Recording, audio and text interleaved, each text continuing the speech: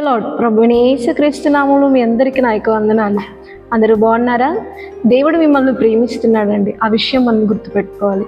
ఎందుకంటే దేవుడి ప్రేమ అనేది దేవుడు మనల్ని అంతగా ప్రేమిస్తున్నాడు కాబట్టి మనకి ఇది లేదు అని చాలాసార్లు మనం టెన్షన్ పడినప్పటికీ కూడా ఇన్ టైంలో దేవుడు మనకు ఆ సహాయాన్ని, ఆ కొరతని తీర్చేసి ఆ సహాయాన్ని మనకు అందిస్తూ ఉన్నాడండి. అంటే సమయం వచ్చినప్పుడు దేవుడు అన్నిటినీ సమకూర్చి అది దేవుడు మనకు అన్ని కొరతలన్నీ తీర్చేసి మన కన్నులకు ఆశ్చర్యమైన కార్యాలు దేవుడు జరిగిస్తూ ఉన్నాడండి. నిజంగా అట్టి అనుభవంలో మీరు ప్రతిదినం నడిపింపబడుతున్నారని ఆశిస్తున్నాను.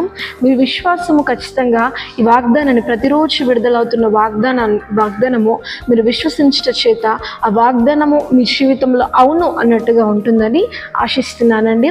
మరి ఈ ఉదయకాల సమయంలో దేవుని యొక్క వాగ్దానాన్ని చదువుకుందాము. యెషయా గ్రంథము 43వ అధ్యాయము 4వ వచనము. నీవు నా దృష్టికి ప్రియుడవైనందున గనుడవైతివి. ఆమేన్. చాలా చక్కటి వాగ్దానాన్ని దేవుడి రోజు మనతో మాట్లాడుతున్నాడు.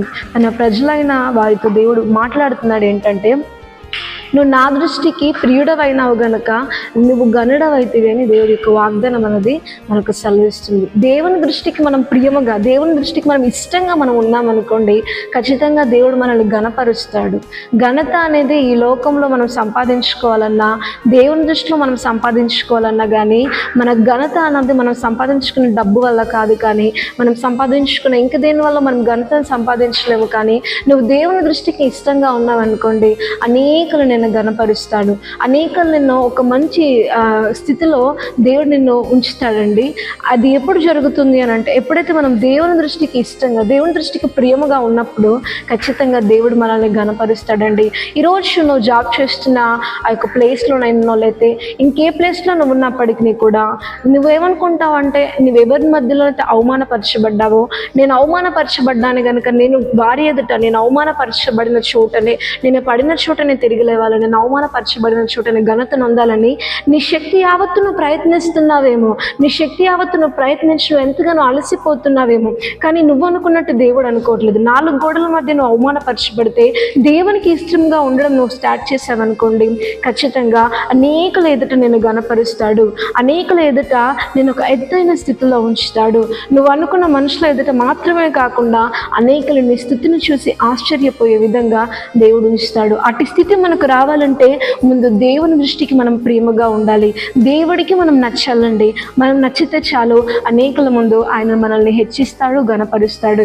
కనుక మనుషులను మెప్పియాలని, మనుషుల దృష్టిలో నేను వాళ్ళ దృష్టిలో బాగుండాలి, వాళ్ళ దృష్టికి నేను నచ్చాలి అని మనుషులకు నచ్చేలా ఉండడం ద్వారా వాళ్ళ విషయంలో వాళ్ళని మీరు తృప్తిపరచలేరు. కానీ దేవుడికి నచ్చినట్టు మీరు ఉండడానికి ప్రయత్నించండి.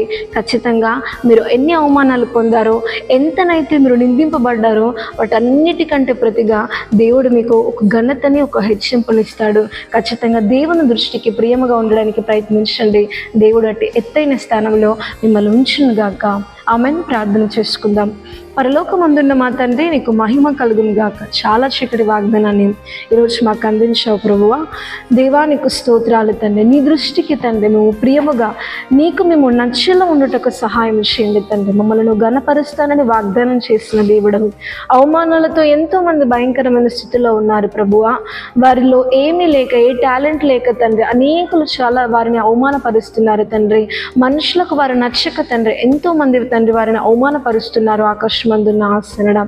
కానీ ఈరోజు మాకు వాగ్దానం చేశావు, మనుషులకు నచ్చకపోయినప్పటికీ కూడా నా దృష్టికి నాకు నచ్చేలా, ప్రియమైన దానిలా, ప్రియమైన వాడిలా ఉంటే ఖచ్చితంగా నిన్ను గణపరుస్తాను, నువ్వు గనుడవవుతావు, గనురాలు అవుతావు అని తండ్రి ఈరోజు మాకు జ్ఞాపకము చేసావయ్యా వాగ్దాన పూర్వకంగా. అట్టి వాగ్దానాన్ని మేము చేత పట్టుకుని తండ్రి ఇక మీదట మనుషులను మెప్పించడానికి, మనుషుల ఇంప్రెషన్ కోసము, మనుషులు నచ్చేలా ఉండడానికి ప్రయత్నించకుండా నీకు నచ్చేలా నీతి మార్గమును నడుచుకుంటకు సహాయం చేయండి తండ్రి. నీ దృష్టికి మేము ప్రియముగా కనబడుటకు తండ్రి, మమ్మల్ని మేము తండ్రి అలంకరించుకున్నటకు సహాయం చేయండి అయా. నీకే ఘనత ప్రభావములు చెల్లించుకుంటూ అలాగూ మేము ఉన్న ఎడల తండ్రి, మేము దేనికోసమైతే, ఎవరి ఘనత కోసమైతే మేము పరిగెత్తామో తండ్రి, అనేకలు మమ్మల్ని వెంబడించుకుంటూ వస్తారని ఈరోజు మాతో మీరు మాట్లాడారు. ఇటు వాగ్దానము నమ్మిన ప్రతి జీవితంలో మీరు నెరవేర్చమని మహిమ ఘనత ప్రభావములు చెల్లించుకుంటూ ప్రభు యేసుక్రీస్తు నామములో అడిగి వేడుకుంటున్నాం తండ్రి. ఆమేన్.